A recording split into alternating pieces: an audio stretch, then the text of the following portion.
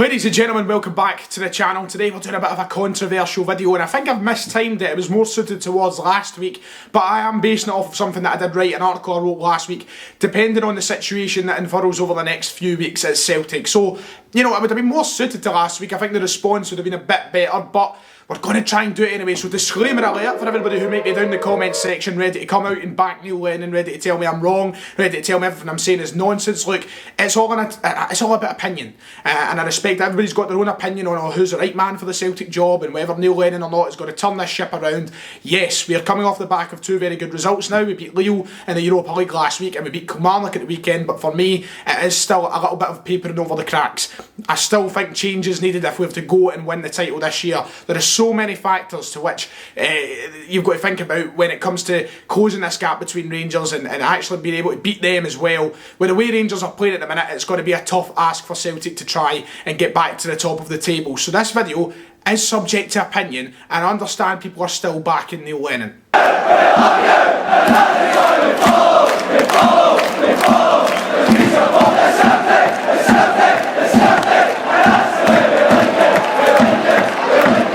It was only a matter of months ago that, well, not even months ago, I say that, about a month, 2 months ago, when we were talking about potential candidates to replace a struggling Neil Lennon, and we were all talking about, you know, Eddie Howe's, and people were saying even Rafa Benitez still go for him, and Gordon Strachan was a shout, and all the rest of it.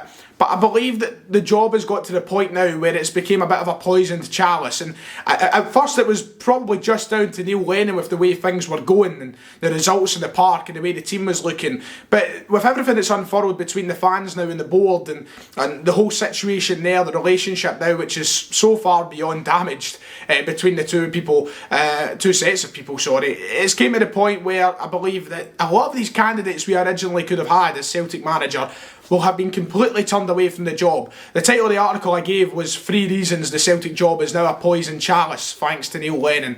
But we've bypassed the Neil Lennon stage. There is a crippling doubt over my mind that we can get anyone who is suitable to come and take this job. You look now, people are saying Gordon Strachan and Martin O'Neill. For me, that is a step backwards. It's not the situation that I think is ideal for Celtic. I think we need to have a completely fresh direction, someone who is coming in with new ideas, someone who has tactically proven themselves before, and someone who's going to be able to get the best out of a struggling bunch of players.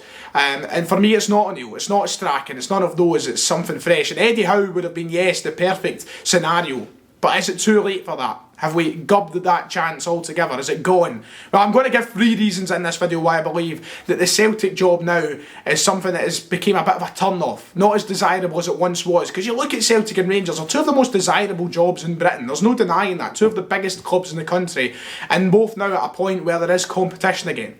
You know, a few years ago we were doubting whether or not we could attract a manager of the highest calibre. We got Brendan Rodgers. That surprised a lot then. But now, I feel like with as much as the competition's coming back, the situation Celtic have found themselves in, it's not great. Right, we'll start with the first issue I think that comes to mind when talking about whoever's coming in to take this job and what they have to fix, and that's going to be the fitness turnaround at Celtic. Right now the team is not in a good state. Neil Lennon's famous last words in the press conference seems to be the players have to be fitter. We've heard it time and time again. We've had individuals who have been pointed out that aren't in great shape, and you can see it as well. It's not something that we have to be joking we can't see, because we can see it. You know, we keep hearing about Griffiths not being fit.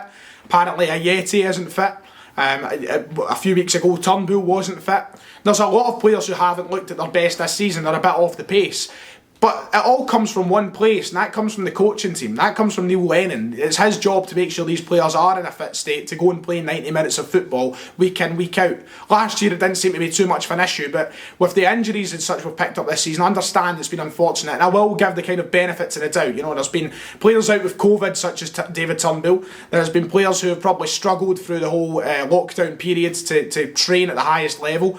There is different factors that come into it, but we're now in December. We've played so many games of football, and the only way to get players fit is by giving them minutes on the park. And a lot of players have been starved of that opportunity. They haven't been given minutes in the park. And clearly there has to be something wrong with the regime at Celtic, meaning these players aren't in the shape they should be. Other teams don't seem to be struggling as much. You look at Rangers, their players are fit as a fiddle, man.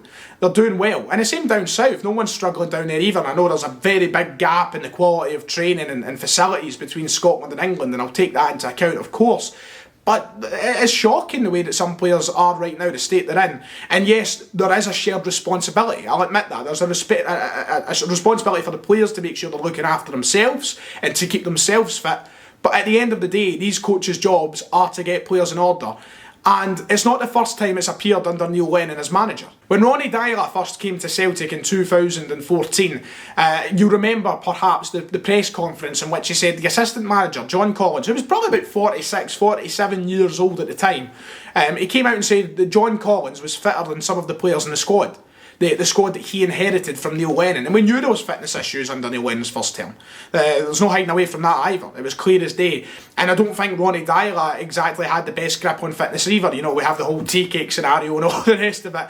But Brendan Rodgers then came in after the Ronny Deila phase and after players were unfit under two different managers and changed the whole landscape. We were an elite level team when it came to fitness. You know, Brendan Rodgers changed the game. He wasn't playing players who weren't fit. He wasn't that weren't making the effort to get fit, I should say. You've seen how he treated Griffiths compared to the likes of Moussa Dembele, but everybody who was a regular in that team were fit as a fiddle. And it's when you see the likes of Kieran Tierney and Stuart Armstrong and Moussa Dembele getting these big moves.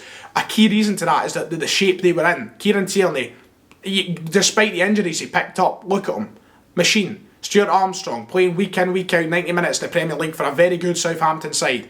Moussa Dembele going to Lyon, hitting it straight away over there, doing great. And a lot of that came from what Brendan Rodgers managed to achieve with his, obviously his tactical coaching and his footballing coaching, but especially in the fitness side of things. And it feels like all of that work from those years under Brendan Rodgers has been completely erased with the state you see the team in now. The question is, whoever looks at this job and wants to take it, are they going to be ready to go in and, you know, completely change it again? You know, have to do the same thing Brendan Rodgers done, come in and revolutionise what is happening in the training ground day in, day out.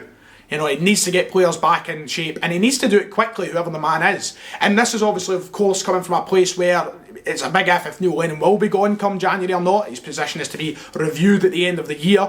But someone's got to come in and change it very quickly. And how quickly can you actually do that to ensure that we are going to go and challenge for the league title this season? It's a very big turn-off for me. And I think a lot of managers would be thinking the same thing. You know, why would you want to come in and work with players who aren't in shape? And it's going to take more than, you know, a couple of months to sort that. Because it doesn't look as though it's getting sorted anytime soon. Even look at Turnbull and Sorrow when they were playing on Thursday night. The last 10-20 minutes, they were blowing at their arse. And that's mostly because Neil Lennon hasn't been giving them the minutes. So the new manager has to come in and try and do that in such a limited amount of time. The second reason I think that the job is now a poison chalice, as I'm calling it, it's because of the points gap, and it might be the obvious thing. Look, no man wants to come into Celtic and be remembered as the one who gubbed 10 in a row, who lost it, who suffered to the hands of Rangers. But that points gap is not encouraging. It's something that doesn't look likely to close anytime soon, especially with the way Rangers are playing. And of course, a lot of people may say, well, if a manager feels confident they can do it, then they'll come in and do it. That's the whole point of it. But realistically speaking, at the moment, there's, as I've said, no sign of Rangers slowing down. There's no sign of us beating them at Ibrox anytime soon, about January. There's no sign of us beating them over the course of 3 other Old Firm games for the rest of this season. It's a big ask. And of course, a lot of people might say, well, if a manager comes in and they take the job and they go at the end of the season and Rangers do win the league, then it'll be Neil Lennon probably more remembered for the one who kind of cost us 10 in a row, and the board as well, it will cost us 10 in a row because of how much damage was done up until that point. But the reality is, we'll be putting so much hope in a manager, and if things don't change very quickly, they will suddenly probably go sour there as well. Fans will probably turn sour on that part. I think it depends on who you're bringing in and what you're seeing. But if, you know, Strachan and O'Neill came in, first of all, and the things didn't change, it's a very big chance of destroying a legacy there. But I've already said, I don't see them as the options. I don't want them to be the new Celtic manager. But if someone else came in, say Jack Ross came in, and he sees that gap and he struggles to close it, it's a very big turn off straight away for the job. It's not desirable. And look, I don't know where you begin to close it. Of course, we've got 2 games in hand and we can bring that down to, 7-8 points, something like that. But it's still an incredibly tough gig. How interested would a candidate be in taking the job when he knows he's got to come in and close that with players who are seemingly uninterested? It seems like a false hope at this point trying to get there. Because there's players who evidently want away and apparently want away. You look at Edouard, he hasn't been quite at the racers recently. There's talk of him leaving in Champs, apparently disgruntled. You hear all these rumours all the time. A manager's got to come in and sort all of this in a very quick amount of time. And it's just, It's not ideal. And I've said it so many times, so many things, so many factors are not ideal for the next candidate. A new manager's got to come in and fix a tactically inept Celtic side to beat Rangers over the course of 3 games. That's the key thing to closing this gap, they 3 games. Over the last 2 years, we have struggled big time against Rangers. And at this point, mentality will play a lot in it. And that's got to be a complete switch. Will a manager be able to do it quickly? It's a very big question. Finally, the third thing I think has become probably the biggest issue over the past few weeks, and that is the disconnect now between the club and the fans, and the board and the fans more in particular. You know, we've seen the protests, we've seen the opinions, and of course I've voiced my opinions many times on this channel. I've been firmly on the Lennon out bandwagon for a while now. I feel like we've needed change. We've left it that little bit too late, and leaving it this late has allowed such a big mess unfurl in front of our eyes with fans and the team. Not the team, sorry, the club and the way the club is run. I'm wording it wrong there, but you get what I mean. It's just, someone's got to come in and try and bring things down, calm it down a bit. It's a big ask in itself. You know, the board have completely put business interests ahead of club interests, fan interests. The way that fans have been treated and spoke to through these statements and through droplets in the media has not been ideal. And a new manager's got to come in off the back of all of this and hope for a positive reaction from fans straight away. And of course, I think we would welcome any new manager at this point and we'd get behind them. But the unrest between the fans and the board just now is something that is not attractive. And I don't blame the fans. I'm one of the fans who is unhappy, and I've voiced my unhappiness on social media and all the rest of it. People have been down to Celtic Park to voice that week in, week out now. It's a completely bizarre scenario that we found ourselves in compared to a year ago. And over the last couple of months, by letting this cauldron bubble, it's just, you know, it's overflowing now. The unrest is there. And the board have got nobody to blame but themselves. But as someone looking outside on that, as a manager who would see this normally as a very attractive job, it's not an attractive thing to see. Fans are executing their rights to refund season tickets from this season because of the treatment from the board. Twitter has become a minefield of sack the board tweets, banners central, of course, outside the stadium. It's something that the new manager's going to have to come in and deal with. Got to deal with a board who some are saying is completely uninterested in the best direction for the club. It's not great. It's not great at all. And there are 3 reasons alone, despite everything else that's there, that makes this a very difficult job for anyone to come in and take at the minute. Of course, I want to remain positive with the direction Celtic will head. It's difficult at this time, and I honestly don't see it. 2 good results don't mean everything's okay again. We've got a cup final this Sunday, which I believe if we win won't be the same impact as what a normal cup win would be. I don't think fans will be as positive as they usually are because of the situation the club's in just now. Domestically, we're alright at the minute. You know, it's not even the end of the year, and we were out the Champions League, out the Europa League, out the Betfred Cup. We're now 13 points behind Rangers. If you told us that in August, we would have laughed, saying it's impossible, but the impossible has become possible. It's happened now. And we need a turnaround, and we need it quick. And the board look as though they're going to stick with Neil Lennon to do that. But perhaps the reason I've done that is because candidates have been turned away. As I said, the job has become a poisoned chalice. A video that I feel like will probably split opinion, but I'm looking forward to seeing the comments anyway. Let's keep it calm. Okay, it's everybody's opinion. Everybody's entitled to one.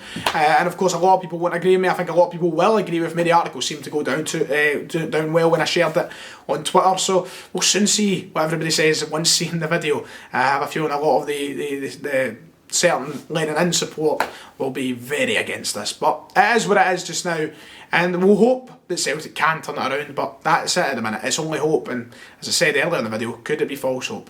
Anyway, like and subscribe. I'll see you all next time.